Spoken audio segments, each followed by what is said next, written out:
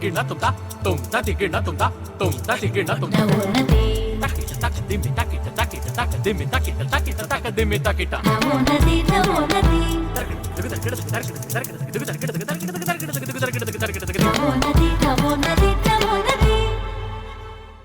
ನಮಸ್ಕಾರ. ನವೋನ್ನತಿಗೆ ಸ್ವಾಗತ. ಹೊಸತನಕ್ಕಾಗಿ, ಹೊಸ ಹುರುಪಿಗಾಗಿಯೇ ಕಾಯುತ್ತಿರುವ ನಾವುಗಳು ಹಬ್ಬಗಳನ್ನು ಪ್ರೀತಿಸ್ತೀವಿ. ಯಾಕಂದ್ರೆ ಹಬ್ಬಗಳು ನಮ್ಮಲ್ಲಿ ಹೊಸ ಉತ್ಸಾಹವನ್ನೇ ತುಂಬುತ್ತವೆ.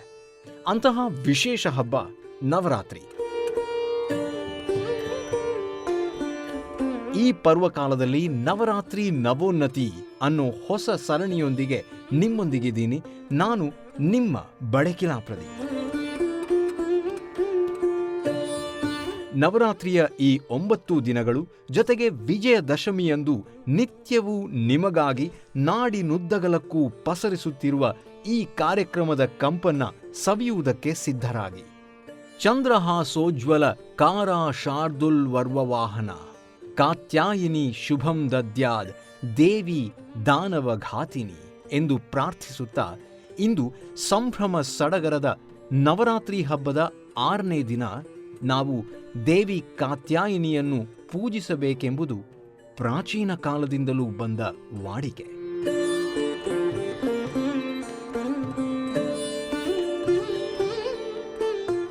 ಈಗ ನಮ್ಮ ಇವತ್ತಿನ ಕಾರ್ಯಕ್ರಮವನ್ನು ಶುರು ಮಾಡೋಣ. ಅರಿವಿಲ್ಲದೆ ಅಧ್ಯಾತ್ಮದ ಪ್ರಯಾಣದಲ್ಲಿ ನಾವೆಲ್ಲ ಹೇಗೆ ನಡೀತಾ ಇದ್ದೀವಿ ಅನ್ನೋದರ ಬಗ್ಗೆ ಇಲ್ಲಿ ನಾವು ಮಾತನಾಡ್ತಾ ಇದ್ದೀವಿ.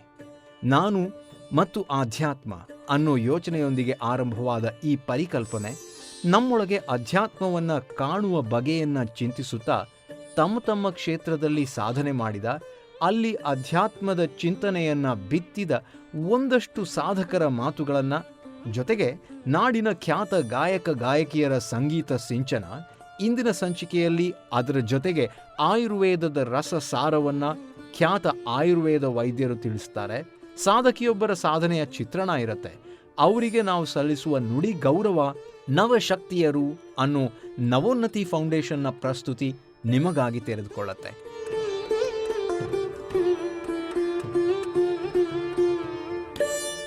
ನಮ್ಮಲ್ಲಿ ಅಧ್ಯಾತ್ಮದ ಕುರಿತಾದ ಗೊಂದಲಗಳು ಹಲವಾರು. ಅದರಲ್ಲಿಯೂ ಸರಿ ಯಾವುದು ತಪ್ಪು ಯಾವುದು ಅನ್ನೋ ಗೊಂದಲ ಜಾಸ್ತಿ. ಆದರೆ ಅವೆಲ್ಲದಕ್ಕೂ ಉತ್ತರ ಇಲ್ಲಿ ಸಿಗತ್ತೆ ಅನ್ನೋ ಪ್ರಾಮಿಸ್ ಅಂತೂ ನಾವಿಲ್ಲಿ ಮಾಡ್ತಾ ಇಲ್ಲ. ಆದರೆ ನಾವು ಯಾವುದೋ ಒಂದು ಪ್ರಕಾರದ ಆಧ್ಯಾತ್ಮದಲ್ಲಿ ತೇಲಾಡ್ತಿರೋದಂತೂ ನಿಜ. ಅಧ್ಯಾತ್ಮದ ಬಗೆಗಿನ ವಿಭಿನ್ನ ವಿಚಿತ್ರ ಪರಿಕಲ್ಪನೆಗಳು ನಮ್ಮ ಮನಸ್ಸಿನಲ್ಲಿ ಮನೆ ಮಾಡಿವೆ. ಆದರೆ ನಿಜವಾದ ಅಧ್ಯಾತ್ಮ ನಮ್ಮೊಳಗೆ ಅಡಗಿಕೊಂಡಿರೋದು ನಾವಿಲ್ಲಿ ಮರಿತಾ ಇದ್ದೀವಿ. ಅಂದರೆ ಅಧ್ಯಾತ್ಮ ನಿಜವಾದ ಅರ್ಥದಲ್ಲಿ ನಮ್ಮನ್ನು ನಾವು ಕಂಡುಕೊಳ್ಳೋದು, ನಮ್ಮಲ್ಲಿನ ಅರಿವು ಅಷ್ಟೇ. ಅದನ್ನ ಅಷ್ಟೇ ಸಹಜವಾಗಿ ಅರಿತು ಬಾಳಿದರೆ ಅದುವೇ ಅಧ್ಯಾತ್ಮ ಅಲ್ವಾ?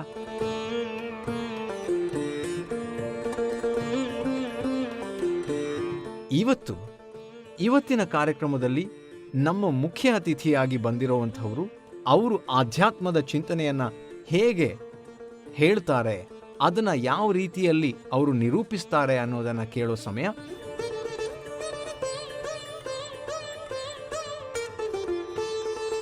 ಇಂದಿನ ಗಣ್ಯರು ಸಾಮಾಜಿಕ ಕಾರ್ಯಕರ್ತೆ.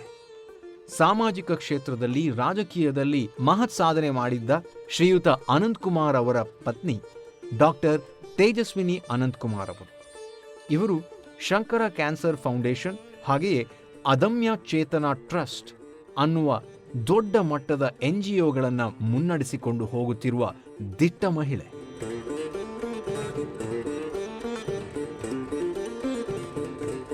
ಸಮಾಜ ಸೇವೆಯಲ್ಲೇ ತಮ್ಮ ಬದುಕನ್ನ ಮುನ್ನಡೆಸಿಕೊಂಡು ಹೋಗ್ತಾ ಇರೋ ಈ ಮಹಾನ್ ಚೇತನ ಇವತ್ತಿನ ನಮ್ಮ ಕಾರ್ಯಕ್ರಮದಲ್ಲಿ ಸಮಾಜ ಮತ್ತು ಅಧ್ಯಾತ್ಮದ ಬಗ್ಗೆ ಮಾತನಾಡ್ತಾರೆ.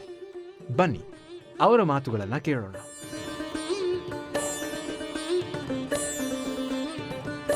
ಅಧ್ಯಾತ್ಮ ಅಂತಂದ್ರೆ ಏನು, ನನ್ನಲ್ಲಿ ಹೇಗೆ ನಾವು ನಂಬಿರೋ ಹಿಂದೂ ವಿಚಾರದಲ್ಲಿ ನಮ್ಮ ವೇದಗಳಲ್ಲಿ ಹೇಳ್ಕೊಂಡ್ ಬರೋದು, ಪ್ರತಿಯೊಬ್ಬರಲ್ಲೂ ಆ ಭಗವಂತ ಇದ್ದಾನೆ, ಅದು ಆ ನಮ್ಮ ಆತ್ಮ ಏನಿದೆ ಅದು ಸರ್ವಾಂತರ್ಯಾಮಿ ಆಗಿದೆ, ಅದು ನನ್ನಲ್ಲಿ ಏನಿದೆ ಅದೇ ಅವನಲ್ಲೂ ಇದೆ, ಪ್ರಾಣಿಗಳಲ್ಲೂ ಇದೆ, ಎಲ್ಲಾ ಕಡೆನೂ ಇದೆ ಅನ್ನುವಂಥದ್ದು. ಮತ್ತು ಅದಕ್ಕೆ ಏನು ಹುಟ್ಟು ಅಂತಿಲ್ಲ, ಸಾವು ಅಂತಿಲ್ಲ, ಅದೆಲ್ಲ ತಮ್ಗೆ ಗೊತ್ತಿದೆ. ಸೊ ಅದು ಅಧ್ಯಾತ್ಮ. ಹೀಗಾಗಿ ನಾವು ಎಲ್ಲವನ್ನು ಆ ಸಮಾನತೆಯಿಂದ ನೋಡುವಂಥದ್ದು ಇರ್ಬೋದು, ಅಥವಾ ನಾನೇನೋ ಒಂದು ವಿಶೇಷ ಅಂತ ಅನ್ಕೊಳ್ಳದೆ ಇರುವಂತದ್ದು, ಅಥವಾ ನಮ್ಮ ಈಗೇನು ನಾವು ಬದುಕಿದೀವೋ, ನಾವ್ ಇವತ್ತೇನು ನಮ್ಮ ಈ ಒಂದು ವೇಷದಲ್ಲಿದೀವೋ, ಏನೋ ಒಂದು ಮಾಡೋದಕ್ಕೆ ಅಂತ ಬಂದಿದೀವಿ. ಇವೆಲ್ಲಾನು ಅಫ್ಕೋರ್ಸ್ ಹತ್ರ ನಾನು ಪ್ರವಚನ ಅಂತ ಹೇಳ್ತಾ ಇಲ್ಲ, ಬಟ್ ಇದು ನಾನು ಚಿಕ್ಕವಳಿದ್ದಾಗ ನಮ್ ತಂದೆ ಗಣಪತರಾವ್ ಮಹಾರಾಜ್ ಅಂತ ಹೇಳಿ ವಿಜಾಪುರ ಹತ್ರ ಕನ್ನೂರ್ ಅಂತ ಊರಿದೆ. ಅವರು ಬೇರೆ ಬೇರೆ ಸಂದರ್ಭದಲ್ಲಿ ಈ ತರದ ವಿಷಯಗಳನ್ನ ಹೇಳ್ತಾ ಇದ್ರು. ನಮ್ ಕಿವಿಗೂ ಬೀಳ್ತಾ ಇತ್ತು, ನಮ್ಮ ಮನೆಗಳಲ್ಲೂ ಚರ್ಚೆಗಳಾಗ್ತಾ ಇತ್ತು ಒಂದ್ ಕಡೆ. ಇನ್ನೊಂದ್ ಕಡೆ ಅನಂತ್ ಕುಮಾರ್ ಅವ್ರ ಮದ್ವೆ ಆದ್ಮೇಲೆ ಅವರು ನಿರಂತರವಾಗಿ ಹೊರಗಡೆ ಅವರ ರಾಜಕೀಯ ಕ್ಷೇತ್ರದಿಂದ ಅವರು ಇರುವ ಜವಾಬ್ದಾರಿಯಿಂದಾಗಿ ದೇಶದ ಬಗ್ಗೆ, ದೇಶದ ಸಮಸ್ಯೆಗಳ ಬಗ್ಗೆ ಚರ್ಚೆ ಆಗ್ತಿತ್ತು. ಅದಕ್ಕೆ ಕುರಿತಂತೆ ಅವರ ಭಾಷಣಗಳು, ಅವ್ರು ಮಾಡ್ತಿರೋ ಕೆಲಸಗಳೂ ಕಾಣ್ತಿತ್ತು. ಮನೆಗಳಲ್ಲೂ ಚರ್ಚೆ ಮಾಡ್ತಿದ್ವಿ. ಹೀಗಾಗಿ ರಾಷ್ಟ್ರ ಮತ್ತು ಸಮಾಜ ಅದಕ್ಕೇನಾದ್ರೂ ಮಾಡ್ಬೇಕು, ಅದಕ್ಕಾಗಿ ಮಾಡೋದು ಇದು ಮನುಷ್ಯನ ಧರ್ಮ ಅನ್ನೋ ರೀತಿಯಲ್ಲಿ ಅದೊಂದು ಸಹಜವಾಗಿ ಬಂದ್ಬಿಡ್ತು. ನಂತರ ಧರ್ಮಚೇತನ ಸಂಸ್ಥೆ ಶುರು ಆದ್ಮೇಲೆ ಅದು ನನ್ನ ಒಂದು ಫುಲ್ ಟೈಮ್ ಅಂತಾರಲ್ಲ, ಮೋರ್ ದನ್ ಫುಲ್ ಟೈಮ್ ಕೆಲಸ ಅಂತ ಆಯ್ತು. ಇದಕ್ಕಿಂತ ಹೆಚ್ಚು ನನಗೆ ಅಂದ್ರೆ ಅನ್ನ, ಅಕ್ಷರ, ಆರೋಗ್ಯ ಈ 3 ಕ್ಷೇತ್ರದಲ್ಲಿ ಪ್ರತಿಯೊಬ್ಬರಿಗೂ ಸಮಾನ ಅವಕಾಶ ಸಿಗಬೇಕು ಅನ್ನುವಂಥದ್ದು ಒಂದು ಒತ್ತಾಸೆ ಇದೆ. ಆ ದೃಷ್ಟಿಯಿಂದ ಕೆಲಸ ಪ್ರಾರಂಭ ಮಾಡಿದ್ದು. ನಂತರ ಪ್ರಕೃತಿ ಸಂಸ್ಕೃತಿ ಅಂದ್ರೆ ಇವತ್ತು ಪ್ರಕೃತಿಯಲ್ಲಿರೋ ಒಂದು ಸಂಗತಿಗಳನ್ನ ನೋಡ್ತಾ ಹೋದಾಗ ಇನ್ನೂ ಅಧ್ಯಾತ್ಮ ಇನ್ನೂ ಹೆಚ್ಚು ಅರ್ಥ ಆಗುತ್ತೆ ಅಂತ ನನ್ಗೆ ಅನ್ಸುತ್ತಿದೆ. ಅಂದ್ರೆ ಇವತ್ತು ಪ್ರಾಣಿಗಳು, ಪಕ್ಷಿಗಳು ಮತ್ತು ನಮ್ಮ ಗಿಡಗಳು ಎಷ್ಟು ಸಹಜವಾಗಿ ಬೇರೆಯವರ ಸಲುವಾಗಿ ಮಿಡಿತವೆ, ಬೇರೆಯವರ ಸಲುವಾಗಿ ತಮ್ಮನ್ನು ತಾವು ಹೆಂಗೆ ಹೊಂದಿಸ್ಕೊಳ್ತವೆ ಅನ್ನೋದು ಈ ಗಿಡಗಳನ್ನ ನಾವು ಪ್ರತಿ ಭಾನುವಾರ ಗಿಡ ಹಾಕ್ತಾ ಹೆಚ್ಚು ಹೆಚ್ಚು ವಿಷಯಗಳು ಹೊರಗಡೆ ಜನರ ಜೊತೆ ಕೆಲಸ ಮಾಡ್ತಾ ನಾನು ಕಲ್ತಿದ್ದಿದೆ. ಈಗ ನಮ್ಮ ಧರ್ಮಚೇತನದಲ್ಲಿ ಕೆಲಸ ಮಾಡ್ತಿರುವಂತ ಬಹುಶಃ ಅಡುಗೆಯವರೆಲ್ಲರೂ SSLCನೂ ಬಹಳಷ್ಟು ಜನ ಪಾಸ್ ಆಗಿಲ್ಲ. 90% ಜನ SSLCನೂ ಮಾಡಿಲ್ದಲ್ದೇ ಇರೋರು ಇದ್ದಾರೆ. ಕೆಲವೊಬ್ರಿಗೆ ಇವತ್ತು ಕಷ್ಟಪಟ್ಟು ಓದಿ ಬರೆಯೋದು ಗೊತ್ತಿರೋರು ಇದ್ದಾರೆ. ಆದ್ರೆ ಅವರು ಸರಿಯಾದ ಸಮಯಕ್ಕೆ ಅಡುಗೆ ಮಾಡಿ ಕಳಿಸ್ಬೇಕು ಅಂತಂದಾಗ ಬಹಳ ಕಷ್ಟದ ಕೆಲಸ ಅದು. ಇಷ್ಟು ಹೆವಿ ವರ್ಕ್ ಇರ್ತದೆ. ಅದನ್ನ ಅವ್ರು ಮಾಡ್ತಿದ್ದಾಗ ಅವ್ರು ಯಾರ ಹುಡುಗರು, ಊಟ ಮಾಡೋ ಹುಡುಗರು ಅವ್ರು ಯಾವತ್ತೂ ನೋಡೋದು ಇಲ್ಲ, ನೋಡುವಂತ ಅವಕಾಶನೂ ಸಿಗಲ್ಲ, ಸಾಧ್ಯವೂ ಇಲ್ಲ. ಆದ್ರೆ ಆ ಒಂದು ಭಾವನೆ ಇದೆಯಲ್ಲ, ಆ ಒಂದು ಮಗು ಅವನು ಬಹುಶಃ ಹರಬಾಲ ದೇವಿ ಕಿ ಪ್ರತಿಮಾ ಬಚ್ಚಾ ಬಚ್ಚಾ ರಾಮ ಅಂತೇಳಿ ನಮ್ಮ ಹಿರಿಯರು ಏನ್ ಹೇಳ್ತಾ ಬಂದಿದ್ದಾರೆ, ಅದಕ್ಕೆ ತಕ್ಕಂಗೆ ಅವನು ಸ್ಪಂದಿಸ್ತಾನೆ. ಅದು ಅವನಿಗೆ ಬಹಳ ಅಧ್ಯಾತ್ಮದ ವಿಷಯ ಎಲ್ಲ ಗೊತ್ತಿದೆ ಅಂತಿಲ್ಲ, ಅದು ಸಹಜವಾಗಿ ಅವನು ಸ್ಪಂದಿಸ್ತಾನೆ, ಅನ್ನೋದನ್ನ ಅರ್ತಿದ್ದಾನೆ ಸಹ. ನನ್ನ ಕರ್ತವ್ಯ ಸರಿಯಾಗಿ ಊಟ ಮಾಡ್ಕೊಡೋದು. ಸಂಬಳ ತಗೊಳ್ಬಹುದು, ಆದ್ರೆ ನನ್ಗೆ ಅನ್ಸಲ್ಲ ಅವ್ರು ಬರೀ ನಾನು ಸಂಬಳ ಕೊಟ್ಟಿದ್ದಕ್ಕೆ ಬರೀ ಸಂಬಳಕ್ಕೆ ಅಂತ ಮಾಡಿದ್ರೆ ಅವರು 6 ಗಂಟೆನೋ ಕೆಲವೊಮ್ಮೆ 4 ಗಂಟೆ ಆದ ತಕ್ಷಣ ಕೆಲಸ ತಪ್ಪಿಸ್ಕೊಂಡು ಓಡೋದವ್ರು ಇರ್ತಾರೆ. ಆದ್ರೆ ಮಕ್ಕಳಿಗೆ ಒಳ್ಳೆ ಊಟ ಕೊಡ್ಬೇಕು ಅನ್ನೋ ಭಾವ ಇದೆಯಲ್ಲ, ಆ ಭಾವವೇ ಅಧ್ಯಾತ್ಮ ಅಂತ ನನ್ಗೆ ಅನ್ಸುತ್ತೆ. ಸರಿಯಾದ ಊಟ, ಎಲ್ಲರಿಗೂ ಸರಿಯಾದ ಊಟ ಸಿಗಬೇಕು, ಎಲ್ಲರಿಗೂ ಆರೋಗ್ಯ ಸಿಗಬೇಕು, ಎಲ್ರಿಗೂ ಒಂದು ಶಿಕ್ಷಣ ಸಿಗಬೇಕು ಅನ್ನುವಂಥದ್ದು.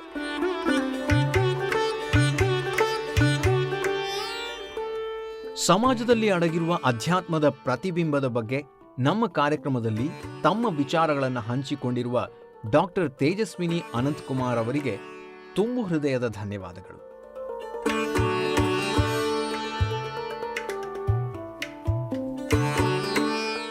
ಇನ್ನು ಆರೋಗ್ಯದಿಂದಲೇ ಎಲ್ಲ ಇರೋವಂಥದ್ದು, ಅದೇ ನಮ್ಮ ಶಕ್ತಿ. ಅದನ್ನು ಕಾಪಾಡಿಕೊಳ್ಳಬೇಕಾದ್ರೆ ಅಗತ್ಯವಾಗಬೇಕಾಗಿರುವಂತಹ ಒಂದಷ್ಟು ವಿಚಾರಗಳನ್ನು ನಮ್ಮೊಂದಿಗೆ ಹಂಚಿಕೊಳ್ಳೋದಕ್ಕೋಸ್ಕರ ಶಿರಸಿಯ ನಿಸರ್ಗ ಮನೆಯ ಡಾಕ್ಟರ್ ವೆಂಕಟರಮಣ ಹೆಗಡೆಯವರು ನಮ್ಮೊಂದಿಗಿದ್ದಾರೆ. ಅವರು ಇವತ್ತು ಕೂಡ ಕೆಲವು ಆರೋಗ್ಯ ಸಲಹೆಗಳನ್ನು ನಮಗೆ ನೀಡೋದಕ್ಕಿದ್ದಾರೆ. ಅದನ್ನು ಅವರ ಮಾತಿನಿಂದಲೇ ಕೇಳೋಣ ಬನ್ನಿ.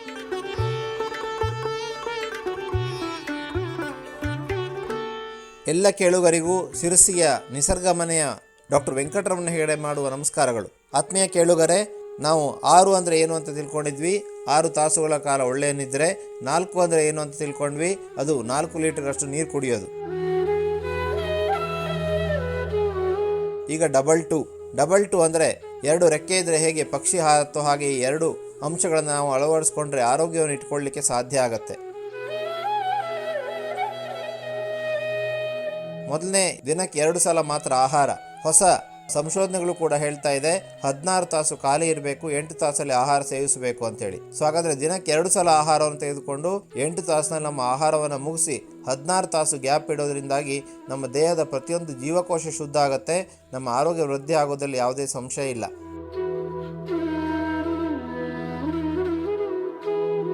ದಿನಕ್ಕೆ 2 ಸಲ ಆಹಾರವನ್ನು ಯಾರು ಪಾಲಿಸ್ತಾರೋ ಅವರಿಗೆ ಮಧುಮೇಹ ಹತೋಟಿಗೆ ಬರುತ್ತೆ, ಹೆಚ್ಚಾದಂಥ BP ಹತೋಟಿಗೆ ಬರುತ್ತೆ, ಹೊಟ್ಟೆಯ ಬೊಜ್ಜು ಕಡಿಮೆ ಆಗುತ್ತೆ, ಫ್ಯಾಟಿ ಲಿವರ್ ಕಡಿಮೆ ಆಗುತ್ತೆ, ಅನೇಕ ಕಾಯಿಲೆಗಳು ಕಡಿಮೆ ಆಗುತ್ತೆ. ಹಾಗಾಗಿ ಆಹಾರದ ಮೇಲೆ ಹತೋಟಿ ಮಾಡೋದು ಬಹಳ ಮುಖ್ಯ. ಸೊ ನಾವು ಜಾಸ್ತಿ ನಮ್ಮ ಆಹಾರದಲ್ಲಿ ಹಣ್ಣು, ತರಕಾರಿ, ಬೇಯಿಸಿದ ತರಕಾರಿ, ಹಸಿ ತರಕಾರಿ, ಸಲಾಡ್ ಇವುಗಳನ್ನು ಜಾಸ್ತಿ ಮಾಡೋಣ. ದಿನಕ್ಕೆ 2 ಸಲ ಆಹಾರ ತೆಗೆದುಕೊಳ್ಳೋದ್ರಿಂದಾಗಿ ಖಂಡಿತವಾಗಿ ನಮ್ಮ ಆರೋಗ್ಯ ಇಂಪ್ರೂವ್ ಆಗೋದ್ರಲ್ಲಿ ಯಾವುದೇ ಸಂದೇಹ ಇಲ್ಲ.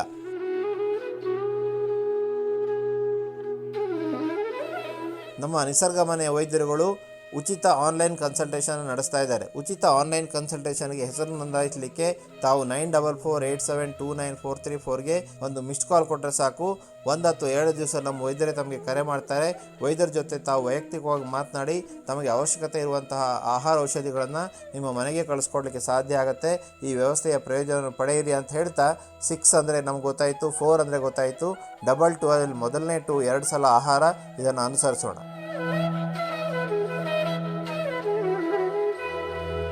ಆರೋಗ್ಯ ವೃದ್ಧಿಗೆ ನಾವು ದಿನನಿತ್ಯ ಪಾಲಿಸಬೇಕಾದ ಸರಳ ಸೂತ್ರಗಳನ್ನು ನಮ್ಮೊಂದಿಗೆ ಹಂಚಿಕೊಂಡಂತಹ ಡಾಕ್ಟರ್ ವೆಂಕಟರಮಣ ಹೆಗಡೆ ಅವರಿಗೆ ನವೋನ್ನತಿಯ ಪರವಾಗಿ ತುಂಬು ಹೃದಯದ ಧನ್ಯವಾದಗಳನ್ನು ನಾನು ಸಮರ್ಪಿಸ್ತಾ ಇದ್ದೀನಿ. ಅವರನ್ನು ಮತ್ತೊಮ್ಮೆ ನಾವು ನಾಡಿದ್ದು ಕೇಳೋಣ.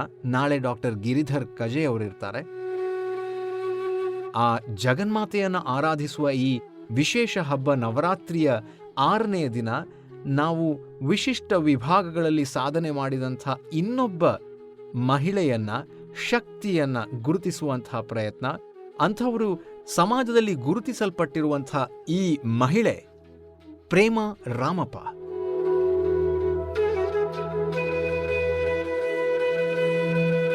ಬೆಂಗಳೂರಿನಲ್ಲಿ BMTC ಬಸ್ಗಳದ್ದು ಕಾರುಬಾರು ನಿಮಗೆಲ್ಲ ಗೊತ್ತಿರುತ್ತೆ. ಆದರೆ ಈ ಬಸ್ಗಳನ್ನು ಓಡಿಸೋರು ಹೆಚ್ಚಾಗಿ ಗಂಡಸರೇ ಅಲ್ವಾ? ಮಹಿಳಾ ಕಂಡಕ್ಟರ್ಗಳನ್ನು ಜಾಸ್ತಿ ನೋಡಿರ್ತೀವಿ, ಆದರೆ ಡ್ರೈವರ್ಸ್ ಇರೋದು ತುಂಬ ಕಮ್ಮಿ. ಪ್ರೇಮಾ ರಾಮಪ್ಪ ಬೆಂಗಳೂರು BMTC ಬಸ್ನ ಮೊದಲ ಮಹಿಳಾ ಡ್ರೈವರ್. ಇವರು ಮೂಲತಃ ಬೆಳಗಾವಿಯ ಗೋಕಾಕ್ನವರು. ಮೊದಲಿಗೆ ಅವರು ನರ್ಸ್ ಆಗಿದ್ರು. ಜೀವನದ ಅನಿವಾರ್ಯತೆಗಳಿಂದಾಗಿ ಬಸ್ ಡ್ರೈವರ್ ಆಗಿ ಕಾಣಿಸ್ಕೊಳ್ತಾರೆ. ಆದರೆ ಅದನ್ನೇ ಸವಾಲಾಗಿ ತಗೊಂಡು ಇದೇ ಕಾರ್ಯದಲ್ಲಿ ಮುಂದುವರಿತಾರೆ. ಬಡತನದಲ್ಲೇ ಬೆಳೆದಂತಹ ಇವರು ಛಲದಿಂದ BA ಪದವಿಯನ್ನ ಪಡ್ಕೊಳ್ತಾರೆ. ಮುಂದೆ ತಮ್ಮ ಹಳ್ಳಿಯಲ್ಲೇ ನರ್ಸ್ ಆಗಿ ಕೆಲಸ ಶುರು ಮಾಡ್ತಾರೆ. 1 ವರ್ಷದ ಮಗು ಇರುವಾಗ ಇವರು ಗಂಡನನ್ನ ಕಳೆದುಕೊಳ್ತಾರೆ. ಮುಂದೆ ಜೀವನ ನಡೆಸೋದು ಇನ್ನೂ ಕಷ್ಟ ಅಂತ ಆದಾಗ ಆಸ್ಪತ್ರೆಯಲ್ಲಿ ತನ್ನ ಜೊತೆ ಕೆಲಸ ಮಾಡ್ತಾ ಇರೋರ ಸಹಾಯದಿಂದ 6 ವೀಲರ್ ಲೈಸೆನ್ಸ್ ಅನ್ನ ಪಡೆದುಕೊಂಡು BMTCಯಲ್ಲಿ ಡ್ರೈವರ್ ಆಗೋದಕ್ಕೆ ಅಪ್ಲೈ ಮಾಡ್ತಾರೆ. ಧೃತಿಗೆಡದೆ ಮುನ್ನುಗ್ಗಿ ಜೀವನ ಎಷ್ಟೇ ಸವಾಲು ಎಸೆದ್ರೂ ಅದನ್ನು ಎದುರಿಸ್ಕೊಂಡು ಮುನ್ನುಗ್ಗುವ ಪ್ರಯತ್ನ ಮಾಡಬೇಕು, ಅದೇ ಬೀಜ ಮಂತ್ರವನ್ನು ತನ್ನದಾಗಿಸ್ಕೊಳ್ಬೇಕು ಅಂತ ಯೋಚನೆ ಮಾಡಿ ಪ್ರೇಮಾ ನಂದಾಪಟ್ಟಿಯವರು ಧೃತಿಗೆಡದೆ ಸರಿಯಾದ ತರಬೇತಿಯನ್ನು ಪಡೆದು ಸಕ್ಸಸ್ಫುಲ್ ಡ್ರೈವರ್ ಆಗ್ತಾರೆ.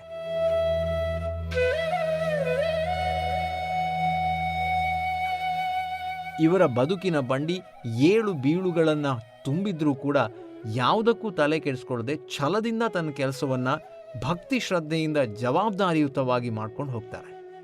ಇದು ಇವರನ್ನ ಉಚ್ಛ್ರಾಯ ಸ್ಥಿತಿಗೆ ಕರೆದುಕೊಂಡು ಹೋಗುತ್ತೆ. ಮಹಿಳಾ ಚಾಲನಾ ಟ್ರೈನರ್ ಆಗಬೇಕು ಅನ್ನೋ ಮಹದಾಸೆ ಇದೆ ಇವರಿಗೆ. ಇವರ ಈ ಸಾಧನೆಗೆ ಸಾಲು ಸಾಲು ಪ್ರಶಸ್ತಿಗಳು ಬಂದಿದೆ. ಇವರ ಕನಸು ಇನ್ನಷ್ಟಿವೆ. ಅವೆಲ್ಲವೂ ಅವರು ಮಾಡೋದಕ್ಕೆ ಸಾಧ್ಯ ಆಗಲಿ, ಸಾಧನೆಯ ಮಾಡಲು ಆ ತಾಯಿ ಅವರಿಗೆ ಶಕ್ತಿ ಕೊಡಲಿ ಅಂತ ಹೇಳ್ತಾ ಪ್ರೇಮಾ ರಾಮಪ್ಪ ಅವರಿಗೆ ನವರಾತ್ರಿಯ ಶುಭಾವಸರದಲ್ಲಿ ನವೋನ್ನತಿಯ ನುಡಿ ಗೌರವವನ್ನ ಇಲ್ಲಿ ಸಮರ್ಪಿಸ್ತಾ ಇದ್ದೀನಿ.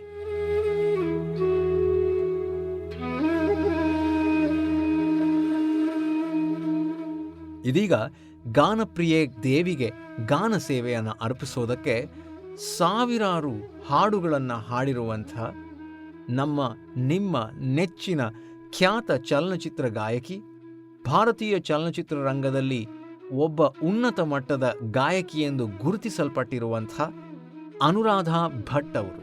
ಅವರ ಹಾಡನ್ನು ಈಗ ಕೇಳ್ಕೊಂಬರೋಣ.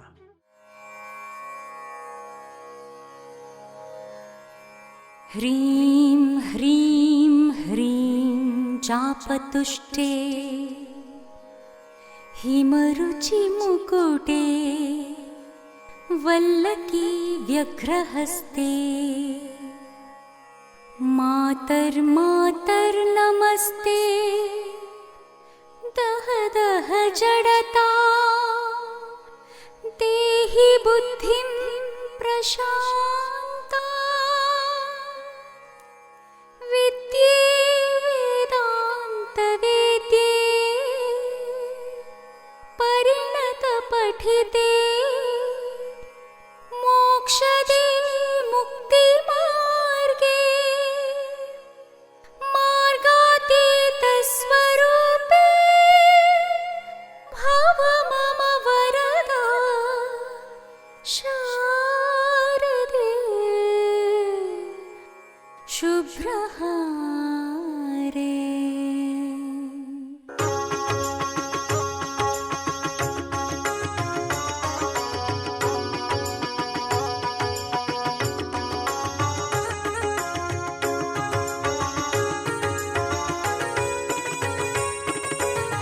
ಶಾರದೆ ದಯ ತೋರಿದೆ, ಶಾರದೆ ದಯ ತೋರಿದೆ, ನಿನ್ನ ಕರುಣೆಯ ಕಡಲಲ್ಲಿ ಮುತ್ತಾದೆ ನಾ ಮುತ್ತಾದೆ.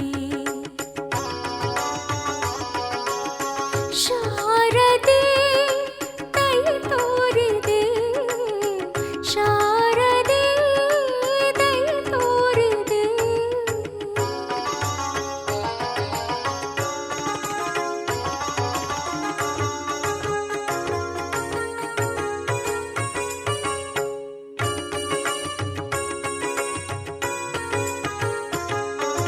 ಹಾಲ ಬೆಳಕಿನಲ್ಲಿ ಬಿಳಿಯ ಕಮಲದಲ್ಲಿ ಬಿಳಿಯ ವಸ್ತ್ರವನ್ನು ಧರಿಸಿ,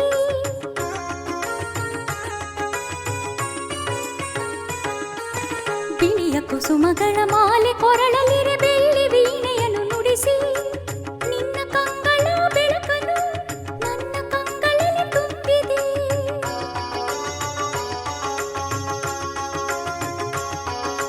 ನಿನ್ನ ಕಂಗಳ ಬೆಳಕನ್ನು ನನ್ನ ಕಂಗಳಲ್ಲಿ ತುಂಬಿದೆ. ಏಳು ಮಗುವಿ ಮೇಲೇಳು ಎಂದು ಹೊಸ ಬಾಳ ತಂದೆಯಮ್ಮ. ಶಾರದೆ ದಯ ತೋರಿದೆ, ಶಾರದೆ ದಯ ತೋರಿದೆ.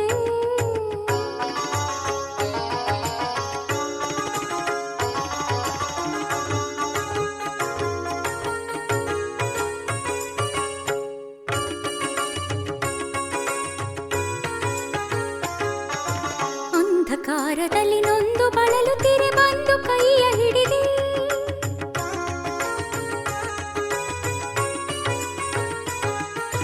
ತಂದೆಯೇ ಕಳುವೆ ಮುಂದೆ ದಾರಿ ಇದೆ ಎಂದು ನೀನೆ ನುಡಿದೆ.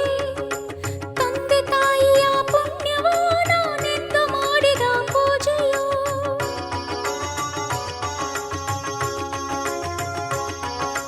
ತಂದೆ ತಾಯಿಯ ಪುಣ್ಯವೋ ನಾನೆಂದು ಮಾಡಿದ ಪೂಜೆಯೋ. ಇಂದು ನಿನ್ನ ಕೃಪೆಯಿಂದ ನಾನು ಆನಂದ ಪಡೆದೆನಮ್ಮ.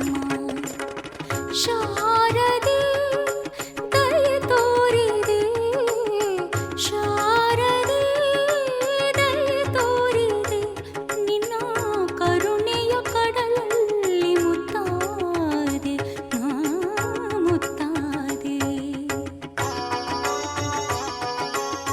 ಶಾರದೆ ಶಾರದೆ ಶಾರದೆ ಶಾರದೆ. ತನ್ನ ಅದ್ಭುತ ಕಂಠಸಿರಿಯಲ್ಲಿ ಆ ದೇವಿಯನ್ನ ಸ್ಮರಿಸಿದ ಅನುರಾಧ ಭಟ್ ಅವರಿಗೆ ನಮ್ಮ ನವೋನ್ನತಿ ತಂಡದ ಪರವಾಗಿ ನಾನು ನಿಮ್ಮ ಬಡಕಿಲಾ ಪ್ರದೀಪ್ ಹೃತ್ಪೂರ್ವಕ ಧನ್ಯವಾದಗಳನ್ನು ತಿಳಿಸ್ತಾ ಇದ್ದೀನಿ. ಇಂದಿನ ಕಾರ್ಯಕ್ರಮಕ್ಕೆ ಇಲ್ಲೇ ಮುಕ್ತಾಯ ಹಾಡ್ತಾ ಇದ್ದೀವಿ. ಪ್ರತಿದಿನವೂ ಮಾಹಿತಿ, ಮನರಂಜನೆ, ಚಿಂತನೆಗಳು ನಿಮಗಾಗಿ ಇದ್ದೇ ಇರ್ತವೆ.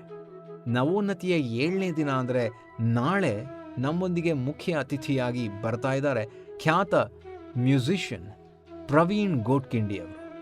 ಅವರ ಮಾತುಗಳೊಂದಿಗೆ ಸಂಗೀತ ಹಾಗೂ ಆರೋಗ್ಯ ಸಲಹೆಗಳೊಂದಿಗೆ ಇದೇ ಸಮಯದಲ್ಲಿ ನಾನು ನಿಮ್ಮ ಜೊತೆ ಇರ್ತೀನಿ. ನಾನು ನಿಮ್ಮ ಬಡಕಿಲಾ ಪ್ರದೀಪ್. ನಮಗೆಲ್ಲರಿಗೂ ವಿದ್ಯೆ, ಬುದ್ಧಿ, ಆಯುಷ್ಯ, ಆರೋಗ್ಯ, ಸಂಪತ್ತನ್ನು ಆ ತಾಯಿ ಕರುಣಿಸಲಿ ಅಂತ ಅವಳಲ್ಲಿ ಪ್ರಾರ್ಥಿಸ್ತಾ ಇಲ್ಲಿವರೆಗೆ ಈ ಕಾರ್ಯಕ್ರಮವನ್ನು ಕೇಳಿದ ನಿಮ್ಮೆಲ್ಲರಿಗೂ ಧನ್ಯವಾದಗಳು. ನವರಾತ್ರಿಯ ಶುಭಾಶಯಗಳು. ನಮಸ್ಕಾರ. Takita dimmi takita takita taka dimmi takita takita taka dimmi takita. ನಮೋ ನದಿ ನಮೋ ನದಿ Tarkita